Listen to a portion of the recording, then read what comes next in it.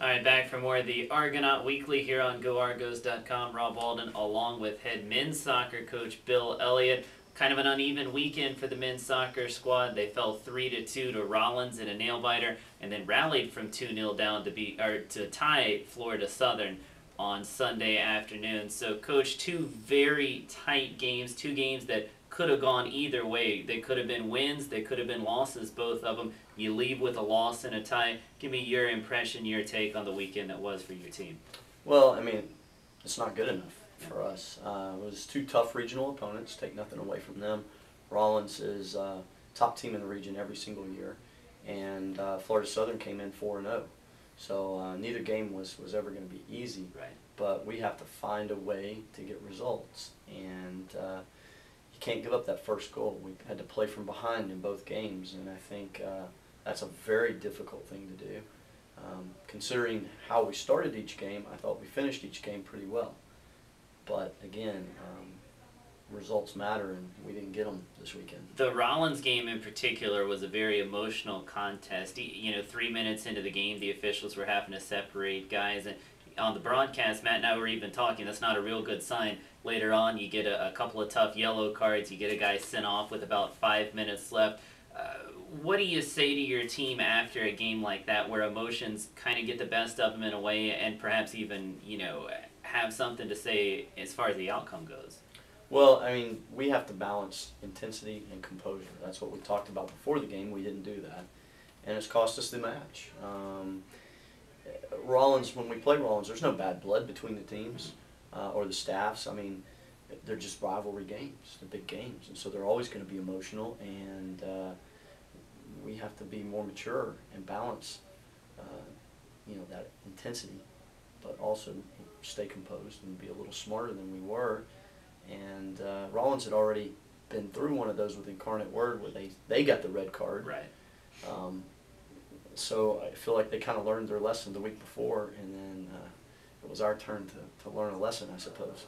You have to be pleased with the way that the weekend ended, at least. Falling down 2-0 to Florida Southern would have been easy to just chalk it up as a lost weekend, but you guys rallied, really outplayed the Moccasins for the final hour or so of the game. Came away with 2 late goals and a 2-2 draw. I know you're disappointed not to come away with the win, but still, to get a result at all after being down 2-0 says a lot about the squad.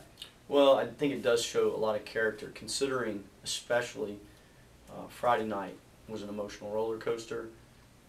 Big letdown to lose that game. Then to come and go 2-0 down, I think most teams would have quit, would have laid down, and we fought back, and we made it very interesting, and could have very easily gotten the win had we done a couple of things a little bit better. We're going to need that kind of character because we have to go on the road now to Tampa, who is every year one of the teams to beat in the region, and then St. Leo, who probably, I look for them to be ranked in the top 10 in the country this week. So we're going to need that kind of character this weekend if we're going to have any kind of chance for success. And those matches come up on Friday at Tampa and then Sunday at St. Leo. So you guys are 4 games in now, a couple of wins, a loss, and a tie. I know you're still kind of figuring this group out, who you can put in certain situations, but who are some guys whose performances have stood out and have kind of asserted themselves over those first 4 games that you can trust them to take on big roles for the squad? Well, I think we've been very solid with our center backs. We've given up, unfortunately, a lot of goals, but I do think our center backs are doing a very good job. They just have to get a little better support from others.